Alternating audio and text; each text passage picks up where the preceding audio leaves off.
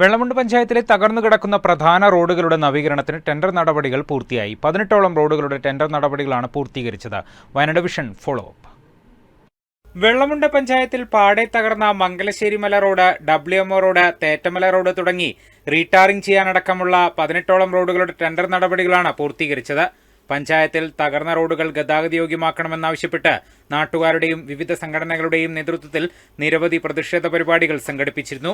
മഴ കാരണമാണ് പ്രവൃത്തികൾ നീണ്ടുപോയതെന്നും പ്രവൃത്തികൾ സമയബന്ധിതമായി പൂർത്തീകരിക്കാനുള്ള നടപടികൾ കൈക്കൊണ്ടതായും പഞ്ചായത്ത് ഭരണസമിതി വ്യക്തമാക്കി. ഗ്രാമപഞ്ചായത്തിലെ പ്രധാനപ്പെട്ട റോഡുകളെല്ലാം തന്നെ Vellamunda Thettamala road, Vellamunda Mangalassery road, Kinattingal WMO road, Tharuvana Karingari Kommayad road തുടങ്ങി ഇണ്ടേരിക്കുന്ന് റോഡ് തുടങ്ങി പ്രധാനപ്പെട്ട റോഡുകളെല്ലാം തന്നെ ടെൻഡർ ചെയ്ത് എഗ്രിമെന്റായി പ്രവൃത്തി ആരംഭിക്കുന്ന ഘട്ടത്തിലെത്തിയിട്ടുണ്ട്.